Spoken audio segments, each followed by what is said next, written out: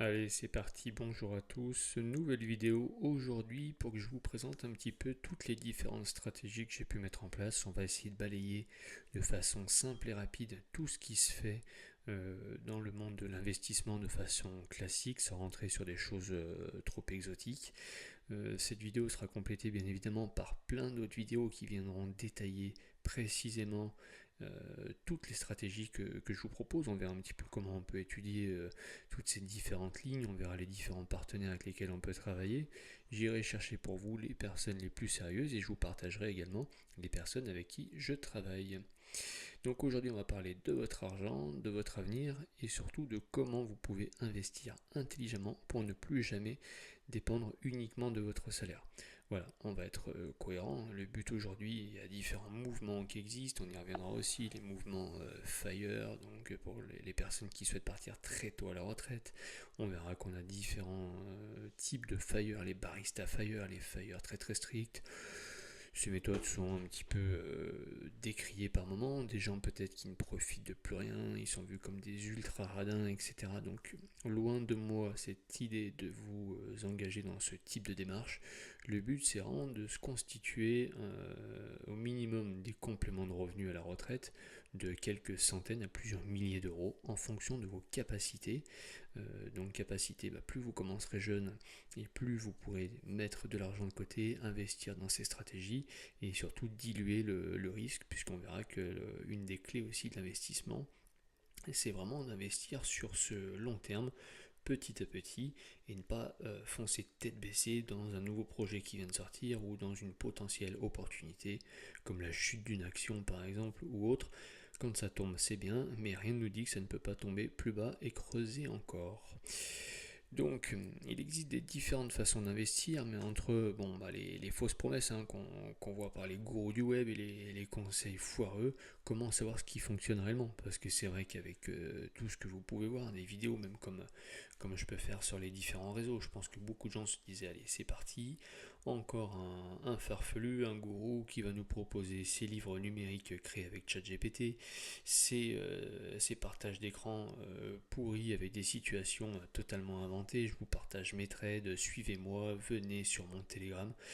Donc pas de ça chez nous, hein, on n'est pas du tout là-dessus. On va vraiment essayer de décortiquer et ce sera vous de créer votre stratégie et de voir un petit peu ce qui vous correspond le mieux, tout en gardant en tête que la clé du succès, ou du moins comment limiter un peu les risques, c'est vraiment la diversification. Donc dans cette vidéo, je vais vous expliquer clairement les différentes stratégies d'investissement. Donc on va retrouver différents piliers, ce que certains appellent des piliers. Donc on va voir la bourse, l'immobilier, les SCPI qui sont aussi l'immobilier, le crowdfunding également en immobilier, mais également un petit peu de crypto et placements exotiques.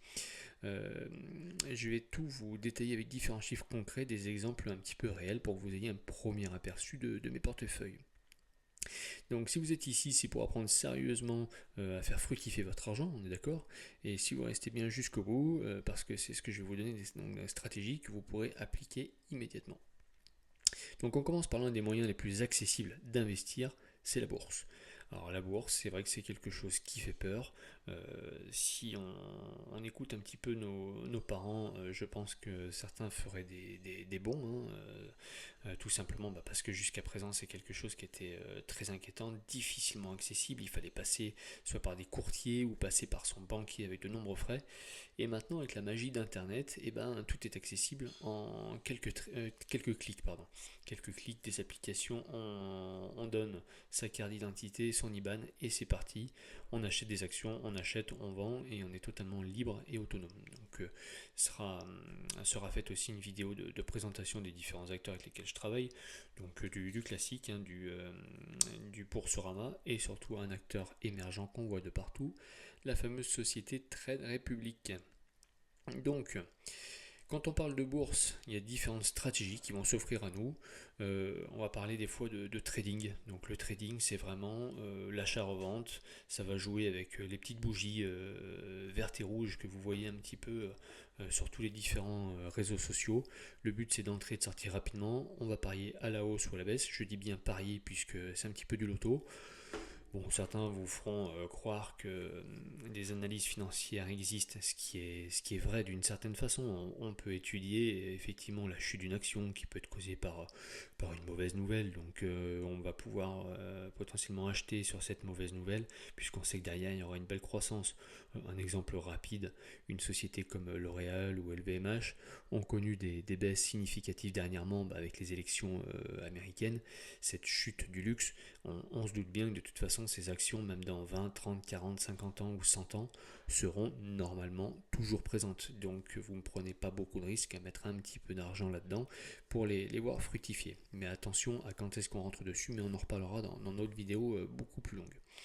Vous avez également l'investissement, donc je vous l'ai dit trading. Après, on peut avoir aussi ce qu'on va appeler plutôt la stratégie par ETF. ETF, donc c'est Exchange Trade Funding. Donc on va être sur un achat de paquets d'actions. Donc c'est idéal pour les débutants, simple et efficace. Donc on verra un petit peu ce type de panier que vous pouvez acheter essentiellement sur des indices très connus comme le S&P 500, donc les 500 plus grandes actions américaines, le MSCI World pour les plus grandes actions et sociétés du monde, ou le Nasdaq 100 pour tout ce qui va être les sociétés américaines, les 100 plus grandes, beaucoup plus technologiques. Et après, on va avoir un investissement dans des actions individuelles, un petit peu plus risqué d'une certaine façon, mais plus rémunérateur. Et quand on parle de rémunération sur les actions, on utilisera le terme de dividende. Donc ces actions individuelles, on pourra investir dans des sociétés comme Apple, Microsoft, LVMH, comme je vous le disais, avec dividende ou croissance, puisqu'on va rechercher ce qu'on va rechercher sur ce type d'investissement, ça va être de faire des placements à 10 euros pour qu'ils se transforment à 15 et 20 euros avec le temps, ou alors en plaçant de l'argent dans une action comme LVMH qui a à peu près un rendement aujourd'hui de 2%. Donc vous placez 100 euros, elle vous distribue 2 euros tous les X temps, généralement une à deux fois par an pour les actions françaises et européennes, jusqu'à une fois par mois pour certaines actions américaines. Donc on détaillera aussi tout ça. L'avantage de cette stratégie, donc potentiellement des gains élevés, si bien sélectionné, inconvénient, donc quelque chose de plus risqué, d'une certaine façon, faire attention de ne pas se faire avoir par des mauvais chiffres, mais on verra un petit peu en détail tout ça plus tard. Si vous débutez, donc commencez par les ETF et petit à petit, vous pourrez vous intéresser aux actions individuelles. Deuxième partie, l'immobilier, le pilier incontournable du français, la pierre, fervent défenseur de ce pilier, on va dire nos parents, tous les gens qui ont aujourd'hui entre 60 et 80 ans prônent l'immobilier, mais effectivement à une époque où cette génération a pu acheter des biens très peu chers qui ont aujourd'hui des fois été multipliés par 5 voire 10 dans certaines régions. Mais nous serons très vigilants à ce pilier car aujourd'hui certaines régions comme Paris, Lyon, les grandes villes, l'immobilier est saturé, les prix sont extrêmement élevés et les rendements donc sont très très faibles. Puisque le but de cet immobilier, au-delà du fait de pouvoir revendre derrière plus cher, ça va surtout être de mettre des locataires sous différentes façons qui vont nous rapporter des rentes, des revenus mensuels, mais attention donc au prix d'achat. Donc l'avantage aussi de cet immobilier, c'est ce qu'on va pouvoir utiliser, ce qu'on appelle l'effet de levier bancaire pour acheter un bien avec l'argent de la banque tout en étant payé par les loyers. Donc effectivement, cette différence avec la bourse, en bourse par exemple, vous devez acheter une action LVMH à peu près à 650 ou 700 euros, il vous faut 650 ou 700 euros. On a des effets de levier, on ne va pas rentrer dans ces détails pour l'instant, mais il faut le cash tout de suite. L'immobilier, le but c'est de se faire prêter de l'argent par la banque et cet emprunt sera financé en tout ou partie par les loyers des locataires ou des colocataires pour générer ce qu'on appelle un cash flow. Encore faut-il être dans le positif en fonction de notre prix d'achat. Donc la stratégie gagnante en immobilier, donc on va être sur de l'investissement potentiellement classique, on achète, on loue pour toucher un loyer, ça c'est facile. La colocation, rentabilité boostée, forte demande en ville, mais également fort turnover, je sais de quoi je parle puisque justement j'ai un appartement en colocation et justement on verra un petit peu différentes solutions pour ce turnover et comment des fois mettre en gestion notre appartement pour ne plus avoir de soucis. C'est quelque chose que je viens de commencer tout dernièrement avec la société Okoro, donc on verra ce que ça donne. Je pourrais vous faire des rapports en temps réel, vous faire un suivi et vous dire un petit peu ce que j'en pense. Derrière la location meublée, donc cette location meublée qui marche aussi pour la colocation, hein, donc fiscalité plus avantageuse, du cash flow positif plus important, et ça en détaillera également plus tard. Le Airbnb qui marche aussi très très bien. Alors le Airbnb qui a eu le vent en poupe à tel point que quand ça marche trop bien, l'État se met dessus. Et ce qu'on a pu voir, eh bien, c'est que des villes comme Paris, Lyon, limitent le nombre de nuits à la location.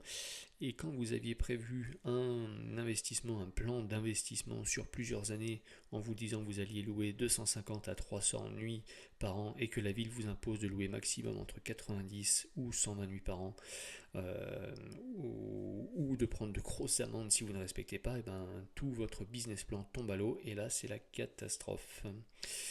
Et on verra aussi l'investissement dans les CPI, donc la part, la possibilité d'acheter dans des sociétés de placement immobilier, d'acheter des murs, et là vous vous occupez de rien, c'est ce qu'on appelle vraiment l'investissement, l'immobilier papier. Donc on verra qu'on peut accéder à ça des 100 ou 200 euros différentes formules. À titre d'exemple, donc j'ai investi dans des CPI environ 7 ans pour un montant de 170 000 euros cash et ça me rapporte à peu près 600 euros par mois, donc en 100% passif. Je ne m'occupe de rien, j'ai des rapports annuels et pour l'instant je touche du bois, tout se passe bien avec la société Corum et principalement la SCPI Corum XL.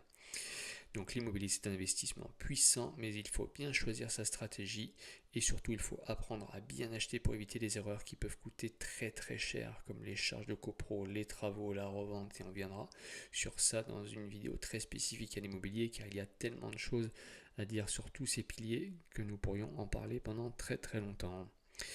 Ensuite, un nouvel acteur sur l'immobilier qui est arrivé depuis peu de temps, on en parle de plus en plus, ça va être le crowdfunding immobilier. Donc le crowdfunding immobilier, vu par certains comme quelque chose d'un petit peu exotique, donc le principe c'est que l'investisseur, donc vous transformez en banque. C'est-à-dire que vous prêtez à des investisseurs qui ont des fois trop emprunté, donc les banques bloquent au bout d'un moment. Une fois que vous avez commencé à emprunter 1 ou 2 millions, même si vous avez tous les locataires en face, les banques vont commencer à grincer des dents et ne plus vous prêter d'argent. Donc ces particuliers ou professionnels de l'immobilier vont se tourner vers ces plateformes de crowdfunding pour chercher des personnes prêtes à investir, à leur prêter de l'argent sur des durées assez courtes, de 9 mois, 24 mois généralement, hein, et vous prêtez cet argent qui va vous être rémunéré entre 8 et 12-13% brut par an. Donc très très intéressant, très passif, mais attention à certains pièges. On y reviendra, je ferai une vidéo complète là-dessus avec l'acteur avec lequel je travaille, qui est la société Tokimo, puisqu'il y a vraiment des choses auxquelles il faut se méfier, et comme tout investissement, des sites frauduleux, des sites qui ont fait un petit peu n'importe quoi, comme les CPI ou autres, où beaucoup ont mis de l'argent dans des investissements qui ont totalement foiré, et derrière c'est de la perte sèche. Donc l'avantage de ce type d'investissement, c'est un rendement élevé, 100% passif, hein, on va pas se le cacher, mais l'inconvénient c'est l'immobilisation du capital pendant, comme je vous l'ai dit, entre 9 et 24 mois, voire 36 mois dans certains cas, mais moi je me contente à faire du 24 mois. Pour vous donner un ordre d'exemple, donc j'investis 70 000 euros avec la société Tokimo, donc ça tourne de façon totalement automatique. J'ai un rendement d'environ 11% brut par an et j'ai investi sur 7 projets, donc j'ai fait 7 projets à 10 000 euros. Enfin, nous avons un autre pilier, donc le nouveau pilier qui est le pilier des crypto-monnaies. Donc en ce moment, ça part dans tous les sens, les crypto-monnaies, avec notamment les élections américaines. Ce qui se passe, notre cher président Trump qui parle de son bitcoin comme de son futur bébé, il joue un petit peu avec j'en prends pas, je crée des réserves stratégiques, etc. Et donc le bitcoin a une volatilité énorme. Donc les cryptos, c'est un investissement qui divise, hein, on va pas se le cacher. Certains pensent que c'est une arnaque, d'autres que c'est l'avenir. Donc personne n'a de boule de cristal, comme dans tout investissement. Je préfère vous le dire tout de suite. Il y a des stratégies qui marchent depuis longtemps et qui ont fait leurs preuves, comme l'immobilier. Par contre, la crypto, rien ne nous dit que demain le bitcoin sera à 1 million ou retombera à 10 euros. impossible de prévoir quoi que ce soit si une régulation venait à se faire au niveau des plus grandes entités monétaires internationales ou autres.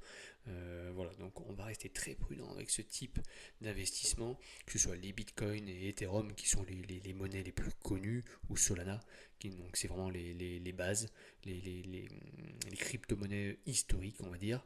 Derrière, nous avons les altcoins et les stablecoins, donc qui sont beaucoup plus risqués. Donc vous voyez toutes ces petites crypto-monnaies qui arrivent un petit peu toutes les semaines, tous les mois, quelques centimes, ça peut partir à 1, 2, 3 euros, vous faites du x100, du x1000, mais vous perdez tout dans la foulée. Enfin bon, c'est tout et n'importe quoi, donc on sera très vigilant là-dessus. C'est un marché qui est, je pense, le plus volatile qui existe. Hein. L'homme a créé le marché le plus volatile avec les cryptos. Donc n'investissez que ce que vous êtes prêt à perdre et sécurisez vos cryptos avec différents wallets. On verra des clés cryptées, etc.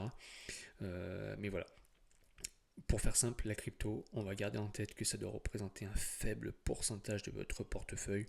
On va parler de 1, 2, 3%. Et surtout, moi je pars d'un principe, je mets 1000 euros en crypto, ils sont perdus. S'ils se transforment en 5000, c'est tout gagné. S'ils sont perdus, je le savais, mais au moins, j'ai pas perdu grand chose et je ne compte pas sur les cryptos pour vivre. Voilà ce que je pouvais un petit peu vous dire sur ces différentes stratégies gagnantes. Maintenant, vous avez toutes les cartes en main pour commencer à voir un petit peu le format des vidéos que je vais faire et pour investir intelligemment. Donc, on va rentrer ensuite dans plus de détails. N'hésitez pas à me dire dans les commentaires ce que vous voulez qu'on détaille. Si vous avez donc des sujets particuliers, ce que vous préférez, ce que vous investissez, les choses dans lesquelles vous investissez déjà. Si je peux vous conseiller quelque chose, donc partez plutôt sur des stratégies. On commencera tout doucement avec des investissements plutôt type ETF pour la bourse, mettre un petit peu d'immobilier et surtout garder en tête que tout ce que je vous propose aujourd'hui, ce ne sont pas des conseils en immobilier, mais c'est juste là pour vous faire une liste de ce que je fais, de ce qui existe, et en aucun cas je vous conseille d'investir dans tel type ou tel type. Vous êtes libre de faire ce que vous voulez et surtout on va mettre sur cette chaîne de la vigilance, de la bienveillance pour faire attention. Donc abonnez-vous à cette chaîne si vous voulez suivre mon parcours en direct. Donc viendra aussi le moment de partager en toute transparence mes écrans avec mes portefeuilles pour que vous puissiez voir un petit peu ce que je vous raconte. Mon portefeuille également boursier avec à peu près 80 000 euros aujourd'hui. J'investis aux alentours de 2000 euros en bourse par mois. Et donc dites-moi en commentaire ce qui vous intéresse, sur quoi vous êtes actuellement, et j'y répondrai dans une prochaine vidéo. Allez, je vous dis à bientôt, ciao ciao, et surtout n'oubliez pas, pour vivre heureux, vivons cachés. Ciao ciao.